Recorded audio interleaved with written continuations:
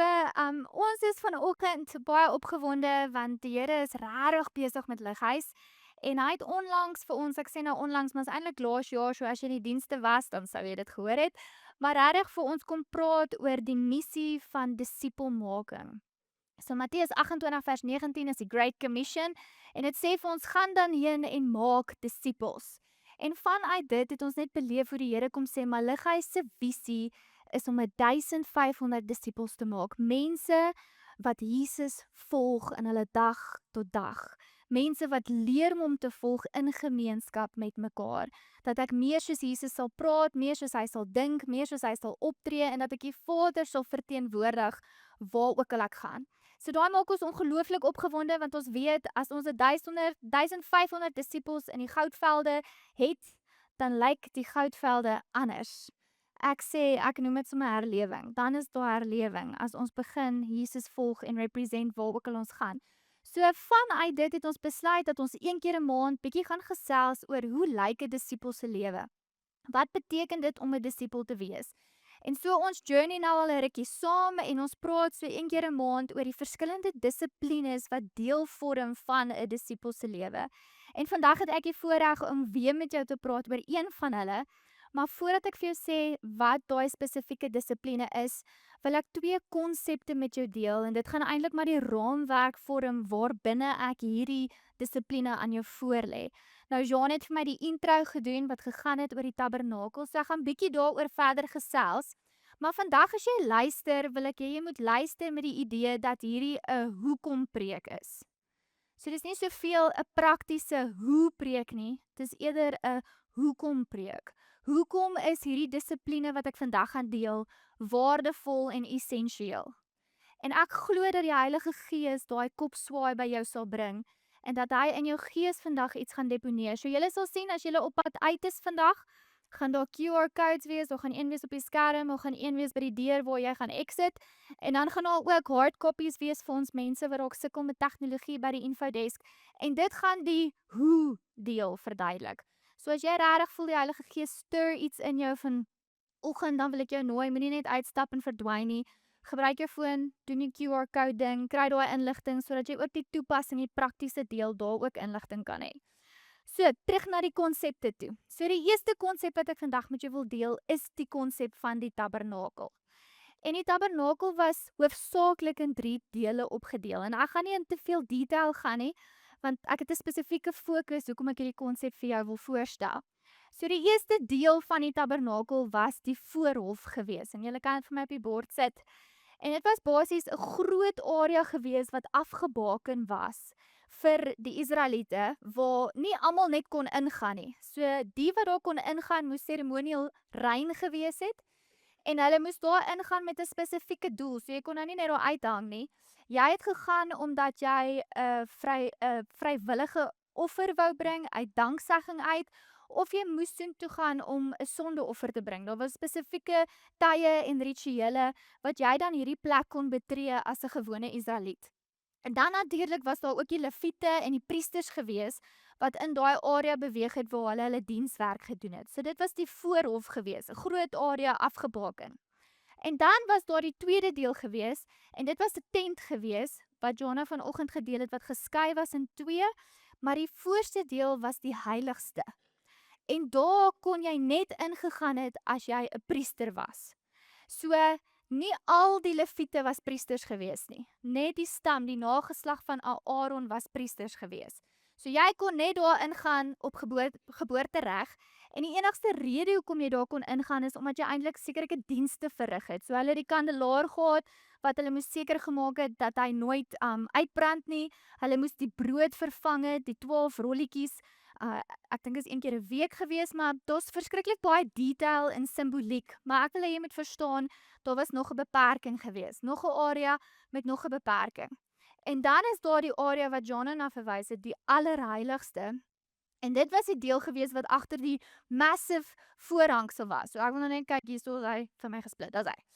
So hierdie was die deel gewees wat die hoëpriester alleenlik kon ingaan. So die tabernakel was hierdie konstruksie gewees wat God die eerste keer gegee het in die wildernis net nadat die Israeliete uit Egipte bevry is. En die hart was is ek wil tussen my mense woon. Maar my mense is onrein. So hy het hierdie tabernakel, hierdie konstruksie se bouplanne gegee, baie intentioneel, baie spesifiek. En jy kan Eksodus 25 tot ek dink omtrent 40 gaan lees as jy meer detail wil hê. En dan kan jy gaan lees in die boek van Levitikus. Wat is dit in Afrikaans? Levitikus? Dan kan jy daar gaan lees oor al die rituele en al die reëls en al die regulasies wat saam met dit gegaan het. Maar die allerheiligste, dit was die area gewees waar die verbondsark gestaan het en die teenwoordigheid van God. So jy kan dan vir 'n oomblik dink die hoëpriester mag net een keer 'n jaar daar ingaan en dis op versoeningsdag. En dan het hy ingegaan met die spesifieke idee om voor God versoening te maak vir 'n volk se sonde. So dit was sy bewustheid geweest. En as hy op 'n onwaardige manier ingegaan het, soos Jean gesê het, was hy dood. Daar was nie 'n negotiation, my motiewe was mooi, Here, ek is jammer, ek het vergeet van daai ding wat ek gedoen het. Ek het vir al die ander goed jammer gesê, ek het net daai een ding vergeet. Daar was niks soos dit nie, hy het dood neergeslaan. So imagine net gou-gou die gevoel waarmee jy in die allerheiligste ingetree het. Ek meen, ek kan onthou, ek gevoel het as ek in die hoof se kantoor moes instap om vir my papier te gee. Dit was vir my verskriklik spanningvol. Al het ek geweet ek het niks verkeerd gedoen nie, my hart geklop en daar was spanning. Ek dink party mense beleef dit as hulle in die dominee se kantoor kom sit, jy weet, dan daar's net spanning. Nou imagine as jy voor God moes verskyn. En jy het geweet daai is die omstandighede waarin jy gaan. So die allerheiligste was ongelooflik afgebaken. Dit was 'n voorreg. Nie almal het toegang gehad en nie almal het geweet hoe dit lyk ewen daar binne nie. So dis die een konsep wat ek vandag met jou deel. En die beginsels wat ek wil hê jy moet uitvat uit dit uit is die eerste ene is dat daar was beweging van buite na binne toe gewees. So beweging van buite God se teenwoordigheid na God se teenwoordigheid. Jy kan aangaan, ja. So dit was die eerste beginsel. Die tweede beginsel is dat hierdie beweging baie beperk was. Sommige tye, sommige persone. So jy het nie net gekies wanneer jy gaan, wanneer jy lus het, wanneer jy nodig het nie. Dit was baie beperk.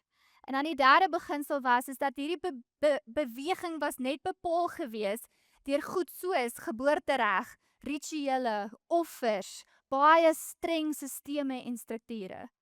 Maar dit was die fokus, is ek wil na God se teenwoordigheid toe gaan, maar al hierdie beperkings is daar, al hierdie sisteme is daar, en al hierdie areas, hierdie afgebakende areas. So dis beginsel 1, konsep 1.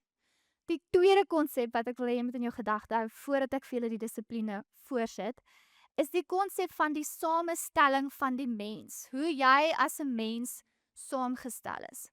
So jy is saamgestel gees, siel en liggaam. So jou liggaam, noem ek jou avatar, jou ruimtetuig, dis waar binne jy in hierdie aarde beweeg, mense kan jou sien. Daar's van julle wat is, regtig? Ja, mense kan jou sien. Jy is sigbaar, jy beweeg in 'n vleeslike liggaam rond. En daar's sekerlike beperkings. Hierdie liggaam is honger, hy raak moeg, hy brand as hy te lank is in die son. As jy soos ek is, dan brand jy en dan jy sproete en dan gaan al die brein weg. As jy soos Jean is, dan raak jy donkerder en dan later as jy lekker tan. So dit hang af, maar jou liggaam het sekerlike beperkings. Jou liggaam word oud. Jou liggaam gaan agteruit, jou liggaam kan siek word. Maar dis jou liggaam. En dan het jy jou sielsmens en jou siel is jou wil, dis jou intellek, jou verstand en dis jou emosies. En dis die tweede deel van jou, dis baie jou persoonlikheid, dis hoe ons jou sal erken en beskryf.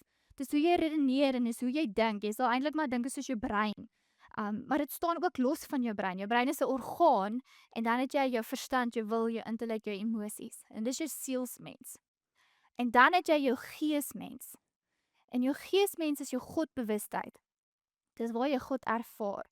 Dis jou intuïsie, daai voorgevoel, daai gut feeling van ek dink nie ek moet hier wees nie of ek dink nie hierdie besluit is die regte besluit nie. En dan is dit ook jou gewete, daar waar jy skuldig voel as jy weer aangejaag het of iets verkeerd gedoen het. En die woord leer vir ons dat hierdie deel van ons is dood. Daar's 'n wêreldse gees wat eintlik maar beheer, is eintlik maar jou vlees en jou siel, tot die dag wat jy jou lewe vir Christus gee, en dan gebeur daar iets wonderlik. En ek wil jy moet dit saam met my lees in 1 Korintiërs 3:16. So hy sê, Weet julle nie dat julle 'n tempel van God is en dat die Gees van God in julle woon? So dink gou vir 'n oomblik saam met my. Dink gou aan die konsep van die tabernakel, die beweging van buite na binne. Maar hier leer ons dat na Jesus het iets anders te gebeur. Dat ek word die tempel. Ek word die tabernakel en my gees word die plek waar sy gees met my gees verenig. Jy kan net so rukkie aangaan na 1 Korintiërs 6:17 toe. Ek lees dit ook vir jou. Hy sê, maar die persoon wat homself aan die Here verbind, is een gees met hom. So wat sê hierdie vir ons? Is dat toe ek my geloof in Jesus plaas, toe redding of bekering of weergebore, toe ek weergebore is, toe dit plaasvind, toe is daar vereniging tussen my gees en die Heilige Gees. En essensieel word my gees die allerheiligste. Soos laat daai gou-gou vir 'n oomblik net insink. Want ek dink ons mis wat Jesus, wat sy liggaam, wat sy bloed regtig gedoen het. Daar's 'n vereniging van my gees met sy gees. Jesus tabernakel nou in my. God tabernakel nou in my gees. En die woord sê vir ons dat niemand kan ons daar uit sy hand uitruk nie. Dis geloof in Jesus. En Jean het nou vir baie lank in Romeine saam met ons gereis, waar hierdie konsep regtig verduidelik. Ek is geregverdig, ek is gekoop, vrygekoop deur die bloed van Jesus. Volkome is sy werk in my. En dan wil ek jy met Hebreërs 4 toe draai. En ons gaan lees van vers 14 tot 16. Hy sê so, terwyl ons dan 'n groot hoëpriester het, en hy praat hierso van Jesus, wat deur die hemele gegaan het, Jesus die Seun van God, laat ons styf vashou aan ons belydenis. Want ons het nie 'n hoëpriester wat nie medelee met ons swakhede kan hê nie, maar een wat soos ons in alle opsigte versoek is, en dit sonder dat hy gesondig het. Laat ons dan met vrymoedigheid, soos wat John vanoggend gesê het, laat ons dan met vrymoedigheid die troon van genade nader, sodat ons ontferming en genade kan ontvang, om op die regte tyd gehelp te word. So as ons dink aan die tabernakel, en ons dink aan die beweging van buite na binne, ons dink aan die regulasies, ons dink aan die beperking, en ons lees hierdie skrifgedeeltes wat nou vir my sê, maar deur Jesus Christus, die hoëpriester, wat sy liggaam gegee het. Die ander hoëpriesters moes offers bring en dit was tydelik. Maar Jesus word die offer. Hy word die perfekte lam wat geskeur word, verniel word, verneder word. Hy gee sy bloed, hy gee sy liggaam en hy voorhangsel skeur. En uit sy sy uit word die Gees aan ons gegee, die water en die bloed. En die Gees word vrygegee vir elke een wat die naam van Jesus aanneem.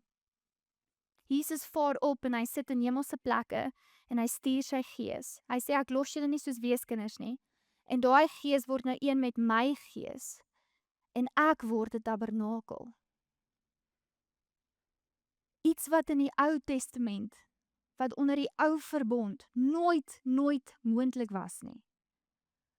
Verander nou. Die beweging is nie meer veronderstel om van buite na binne te wees nie. Die beweging is nou van binne vir die kind van God, veronderstel om te wees vir die gelowige. Binne die koneksie, die versoening, die herstel, die vrede met God, die vereniging, gees tot gees. Vanuit hierdie plek is ek veronderstel om te leef dat my sielsmens, my denke, my wil, my emosies, daardie waarheid, daardie tabernakel waarheid demonstreer in hierdie wêreld. Dat dit vanuit my siel na my liggaam toe sal gaan en die manier wat ek optree en dit wat ek na smag verander, laat dit onder die leiding van die Gees sal wees. So dis hierdie nuwe konsep. So beweging is nou van binne na buite. Beweging is nou vir alle mense wat die naam van Jesus aanneem, teen alle tye. Ek hoef nie te wag vir een keer 'n jaar nie. Ek hoef nie te wag vir sekerlike feeste nie. Hierdie is nou vir my beskikbaar, soos Hebreërs 4 sê, kom met vrymoedigheid in die troonkamer in. En dis nie net 'n troonkamer waar ek bang is en bewe dat ek hier gaan dood neerval nie. Dis 'n troon spesifiek gesê van genade. Hoor julle hoe het dit verander in Christus? So nou, in plaas daarvan dat ek nader kom deur offers, deur geboortereg, deur rituele, deur streng beginsels, nou kom ek nader deur die offer van Jesus Christus en deur die werk van die Gees en ek word die lewende offer. Ek gee my siel en ek gee my liggaam dat die begeertes van die Gees deur my na buite toe kan vloei. So daar is die twee konsepte wat ek vandag as 'n raamwerk wil gebruik. Maar ek is seker terwyl ek met jou praat, sit jy en jy sê dis nou baie mooi, maar dis nie wat ek beleef nie. Dit voel nie vir my elke dag asof ek in die allerheiligste is nie.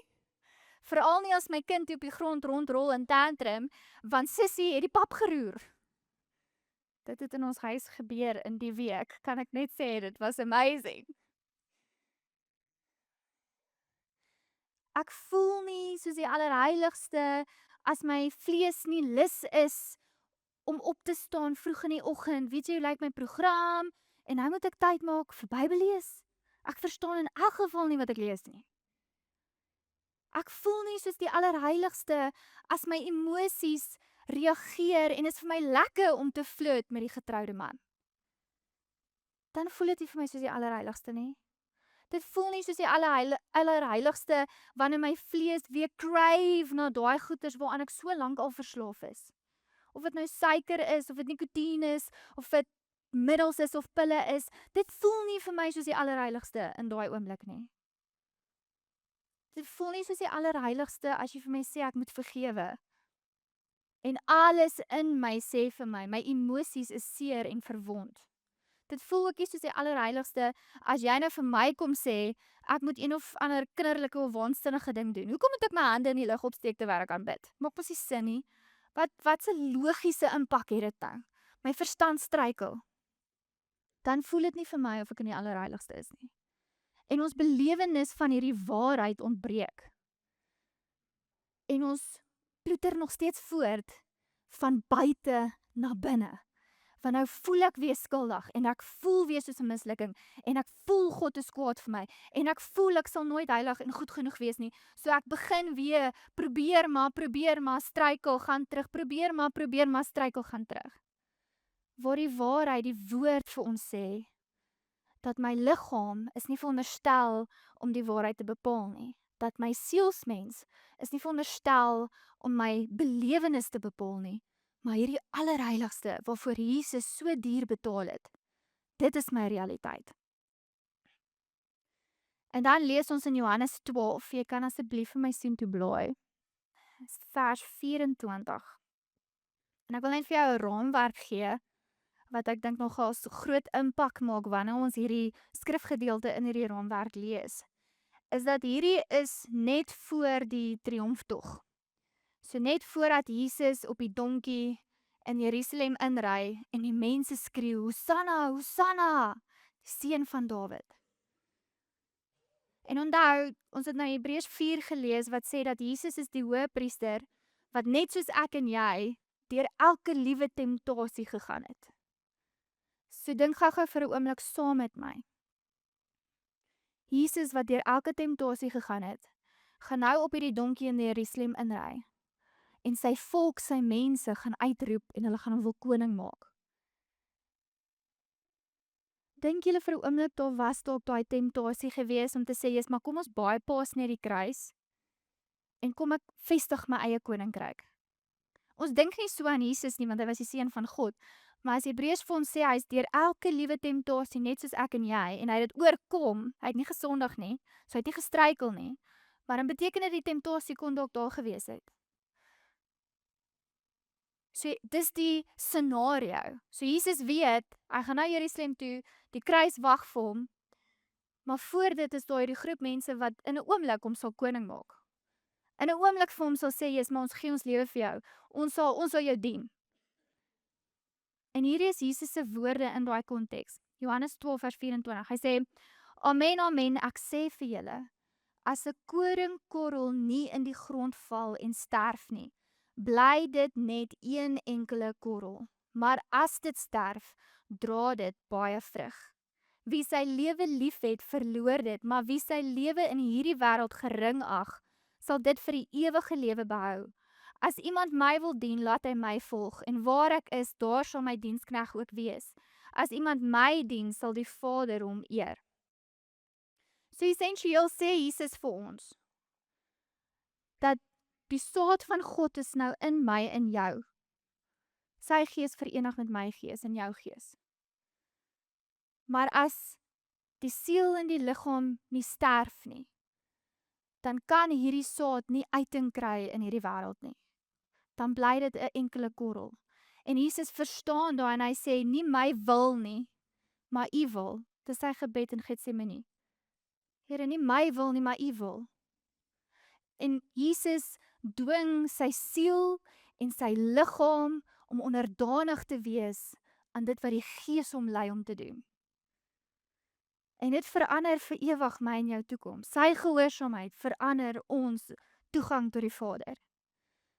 En dis dieselfde pad wat ons as disippels moet volg.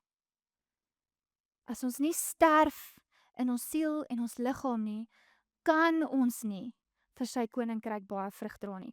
Dan sal ons vir ewig van buite na binne probeer beweeg, in plaas van om te besef, maar daar's 'n wonderwerk in my gedoen, wat 'n aanspraak moet maak op hierdie wêreld. Dat die wêreld notisie sal neem van die Christus in my. En dit bring ons nou by vandag se dissipline, in hierdie raamwerk. Hierdie twee beginsels. En is die dissipline van vas. En is 'n ongelooflike geskenk en ek het nooit so oor vas gedink nie. Ek het nooit so vas beleef nie, tot en met die laaste, kom sê 2-3 jaar. Wat ek besef het wat die ongelooflike geskenk van die dissipline van vas is vir die gelowige. En ek sit vir jou die definisie daarop, ek sien hulle is op dit.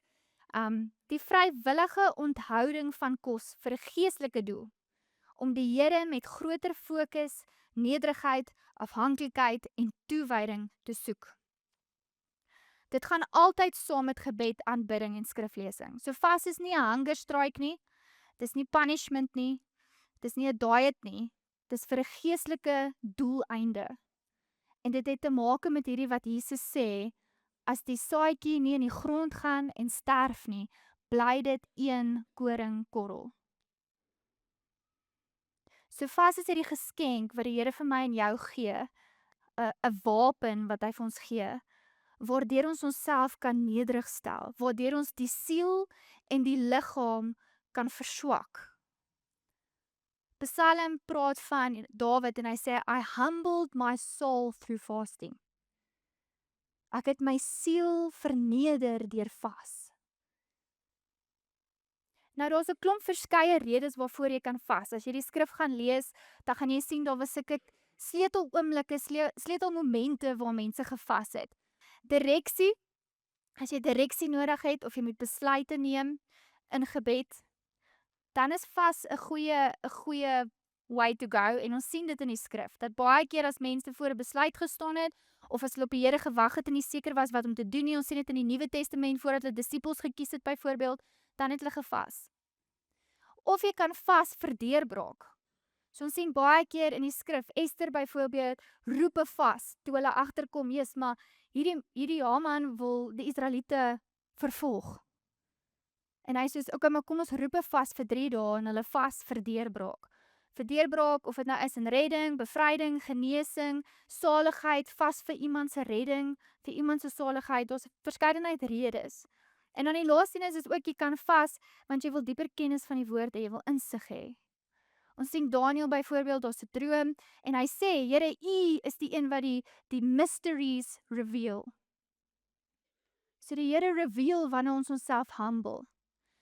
Maar ek wil spesifiek met jou praat oor die konsep van vas vanuit die dissipline van vas, 'n gereelde dissipline, nie net wanneer ek in krisis is, wanneer ek deurbraak nodig het of wanneer ek wysheid en direksie het nie, maar die gereelde dissipline van vas. En dit is vir my dat dit hierdie deel afbreek, die uiterlike mens as ons dit so kan noem. So die uiterlike mens is die siel en is die liggaam. Die innerlike mens is die gees, verenig met Christus se gees. So wanneer ek vas, versterk dit daai. Hoekom? Want dit maak my baie honger. 'n Fisiese honger. Maar dis 'n fisiese honger wat veronderstel is om my te dryf na die besef van, "Jesus, maar hierdie is eintlik my posisie." So wanneer ek tyd in die skrif spandeer en wanneer ek tyd in gebed spandeer en wanneer ek tyd in aanbidding spandeer, dan besef ek, "Jesus, maar hierdie is eintlik my posisie." My posisie is daai kormduiwel voor die aangesig van God. En hy is nie kwaad vir my nie. Hy is 'n liefdevolle Vader wat my identiteit kom vasmaak. Hierdie is 'n troon van genade. Wanneer ek hier kom, kom ek met my swakheid, ek kom met my struggles, ek kom met die siel en die liggaam en al die baggage wat saam met dit kom. En ek kom vind genade en help by 'n barmhartige God wat my wil transformeer. Dat ek sou begin leef van hierdie plek na daai plek toe. So dit versterk my geestelike mens. Dit verswak die invloed van die vlees en die siel. En dit maak dat hierdie wat in my is eintlik uiting kan kry in die wêreld. Dit belyn my. Dit bring elke deel van my in lyn met die waarheid van wie Christus is en wat hy gedoen het en dat ek voor God kan staan met vrymoedigheid in sy teenwoordigheid. Ek wil vir julle lees in Johannes 6. Hy sê hierso, dit is die gees wat lewend maak. Die vlees is van geen nut nie. Die woorde wat ek tot julle spreek of gespreek het, is gees en dit is lewe. So wanneer ek vas, besef ek wat is ewig en wat is onverganklik. Ek besef dis sy woorde. Sy woorde in my, ons het vanoggend gesing. This is my daily bread. This is the air I breathe. Your presence, your word. En dis wat ek besef wanneer ek begin vas en wanneer daar 'n honger in my is. Johanna het dit ook gedeel vanoggend, wanneer ek smag na hierdie waterstrome wat elke dors sal les in my. So vas breek hierdie wat so hard skreeu. Die liggaam skreeu so hard vir wat hy wil hê. Die siel skreeu so hard vir wat hy wil hê, want vir so lank het ek vir dit gegee wat dit wil hê. Maar nou is daar 'n nuwe gees in my. Christus se gees. En hy moet nou lei. So die Here gee vir ons weer eens die ongelooflike geskenk wat ons kan toepas in ons lewe. En dit maak ons honger. Spreuke 26, jy hoef nie sien toe te blaai nie, ek gaan vinnig vir jou lees. Dit sê die volgende. Hy sê die eetlus van 'n werker laat hom hard werk. Ja, sy mond spoor hom aan. En ongelukkig soveel keer is dit wat ons eetlus is, ons appetite, is gerig op dit wat tydelik is, op dit wat nadelig is, op dit wat eintlik sonde is, afgoderry. Dis waant ons eetlus te gaan in die natuur. Maar Christus het dit geweet. God het dit geweet. Dis hoekom hy hierdie weg gemaak het. Anders sou hy nooit kon tabernakel by ons, soos wat sy verlange is dat elkeen van ons so in sy teenwoordigheid sou kom inkom nie. Hoor die hart van 'n Vader wat die weg maak vir jou om tyd saam met hom te spandeer. Hy wil daai appetites kom heroriënteer en dis wat vas doen. Die oomblik as ek swak in my liggaam voel en ek kom agter, Jesus, hoe pateties ek eintlik is as ek nie kos in het nie. Dan kom ek agter hoe swak ek eintlik is as ek vir 2 dae nie geëet het nie. En dan roep die Gees en ek kan hoor wat my gees eintlik verlang. Ek kan hoor die begeerte van die geesmens. Want is gewoonlik baie sag. Maar die oomblik as ek hierdie ander goeters uit verdoof met vas, dan kom hierdie roep deur. Die roep na die bruidegom. Die begeerte vir Jesus. Die honger vir die een wat brood van lewe is en water van lewe, wat elke behoefte in my wil aanspreek. Jy kyk na mens vir behoeftes, jy kyk jou siel hardloop na die mens toe, want my emosies voel gebroken en die mekaar en verward, en ek soek net iewers vertroosting. My liggaam wil net voel ek is in beheer, so kom ons doen die of daai, net om te voel goeders is in beheer. Maar dan roep die Gees en sê, al hierdie goeders is eintlik leeg, jy gaan aanhou soek. Die een wie jy werklik, jy is geskape vir hom. Onthou God, dieselfde God wat die tabernakel ontwikkel het, is die God wat jou saamgestel het. Dieselfde God wat daai patroon neergesit het, is die God wat jou ontwerp het, gees, siel, liggaam. Dis dieselfde God. En hy het jou geskep met hierdie soeke na hom. Maar ons hoor nie altyd daai nie, want is so verdoof. Ek wil eindig met hierdie, as jy na Matteus 9 toe sal blaai asseblief. Vers 14 tot vers 17. Toe het Johannes se disippels na Jesus gekom en gesê, waarom vas ons en die fariseërs gereeld, maar u disippels vas nie? Jesus het hulle geantwoord, die bruilofsgaste kan tog nie treur terwyl die bruidegom by hulle is nie. Maar daar kom 'n tyd wanneer die bruidegom van hulle weggeneem sal word en dan sal hulle vas. So ek wil net pause hier vir 'n oomblik. So Jesus sê eintlik vir hulle, julle manier van dink aan vas is in die ou verbond, die tabernakel idee van die self-sacrifice en die selfverloning met die idee van ek beweeg van buite na binne toe. Hoe meer ek myself neerlê en vas en nie ingee vir hierdie dinge nie, hoe meer ek kan tog, jy weet, ek kan hierdie goed onder beheer kry. Dis in daai beginsel van ek beweeg na hom toe. Waar Jesus eintlik sê, maar ek is nou by hulle. Ek tabernakel nou hier by hulle. Hoekom sal hulle nou vas as ek nou by hulle is? So hy skep 'n nuwe betekenis vir vas. En hy gaan dan aan in die volgende deel en hy sê, niemand werk 'n ongekrimpte stuk lap op 'n ou kledingstuk vas nie, want die lap trek los van die kledingstuk en 'n groter skeur ontstaan. 'n Mens gooi ook nie nuwe wyn in 'n ou leersak nie. Anders bars die sakke oop en die wyn loop uit en die sakke gaan tot niet. Nee, 'n mens gooi nuwe wyn in nuwe leersakke en beide bly behoue. So hy sê vir hulle, julle kan nie hierdie konsep, 'n ou verbond konsep, kom vasplak aan 'n nuwe verbond, want ek Christus is nou hier.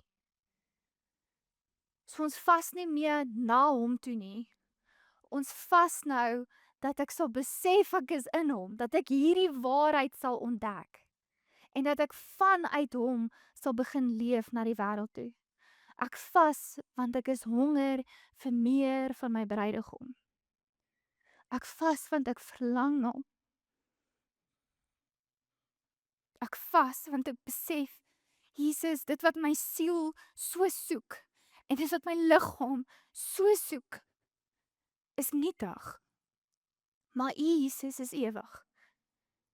U is die enigste een met die lewe. U is die enigste een met woorde van lewe. En ek vas uit hierdie verlange. Met die wete dat ek in die allerheiligste is, ek is in die teenwoordigheid van God. Maar ek is ook bewus van hierdie beperking van die siel en die beperking van die liggaam. En ek vas uit gehoorsaamheid om te sien dat hierdie beperkings en hulle invloed al hoe minder op my raak. Tot die dag wat ek by die bruiloffees sit en ek is versoen met my bruidegom. En ons geen meer afstand nie. Daar's geen meer beperking nie. Want hy het alles in homself versoen. Julle, dis 'n ongelooflike geskenk wat die Here vir ons gegee het. En ek dink die vyand hou ons so blind vir dit. Hy skep allerlei idees rondom dit. Hy maak dit so verwronge. Maar is eintlik net hierdie, ek is honger vir U, Jesus. Ek is honger vir meer van U. Ek wil 'n groter belewenis hê van dit waarvoor U klaar betaal het. Dit waarvoor U klaar U liggaam neergelê het. Ek wil 'n groter belewenis hê van U. U is die beloning. En John het nou die dag dit gesê en hy woord het my so getref. Ons lees dit dan in Openbaring en dit sê die bruid het haarself voorberei. En die bruid en die Gees roep uit, kom, Jesus, kom. Kom, Jesus, kom. Dit het 'n ewigheidsimplikasie, ja, vir die tweede koms van Jesus. Maar dit het ook 'n nou implikasie. Kom, Jesus, kom in my huwelik. Kom, Jesus, kom in hierdie ou maniere van dink wat my die heeltyd gevange hou. Die heeltyd my laat voel dat ek nog na U toe moet werk, nog vir U moet werk, dat U kwaad is vir my, dat U my gaan straf. Kom, Jesus, kom. Hierdie beperking van my liggaam, hierdie drange wat ek sukkel om af te sny, sukkel om neer te lê, wat my so sleg en skuldig laat voel. Kom, Jesus, kom. In hierdie gebroke verhoudings, kom, Jesus, kom. Dis die begeerte vir die een wat die antwoord is. En ek voel vanoggend, en ek het dit met ons bedieningsspan gedeel, dat die Heilige Gees begeerte in ons wil wakker maak. Dat hy vanoggend dalk in 'n paar van julle stir. En dat daar iets in jou besig is om te roep, maar kom Jesus, kom. U is eintlik die een waarna ek verlang. Ek soek op baie plekke en by baie mense en baie dinge, maar U is eintlik die een waarna ek verlang. En ek wil 'n uitnodiging maak. Julle kan vir ons die ligte afsit en julle kan vir ons daai lied aansit. Ek wil jou vanoggend nooi. Die Heilige Gees praat so duidelik vanoggend. Jesus het nie gesterf. Hy het nie homself gegee sodat jy jou lewe lank sal leef buite die allerheiligste nie. Hy het daai voorhangsel geskeur. Dit het hom 'n ongelooflike prys gekos. Die Seun is gegee, gestuur deur die Vader, sodat jy sal kom met vrymoedigheid. Ja, dankie Jesus. Dankie Heilige Gees. Dankie Heilige Gees dat U 'n roep in ons kom wakker maak. Dat U 'n begeerte in ons kom wakker maak vir die een wat lewe is. Dat U ons eetlus kom instel, dat U ons gees en ons liggaam kom belyn met wat waar is vanoggend. Here, ek bid vir elke persoon wat gehoor het. Here, mag die saad nie gesteel word nie. Mag dit ontkiem en mag dit groei. Ek bid Heilige Gees dat U sal aanhou bedien, aanhou praat, aanhou roep, aanhou trek na Jesus toe, na die een wat lewe is, dat U ons sal aanhou instel, dat die begeerlikheid van die aarde en van die vlees sal begin afval en dat die krag wat die trekking van die aarde op ons het, Here, sal loskom, sodat ons sal lewe vir ewigheid, sal lewe volgens ons ontwerp, sal lewe volgens Gees en dit wat die Gees wil hê. Dankie Jesus, ons vier U, ons celebrate U. U het die weg oopgemaak vir ons. Mag ons lewe in lyn met daai waarheid in Jesus naam. Amen.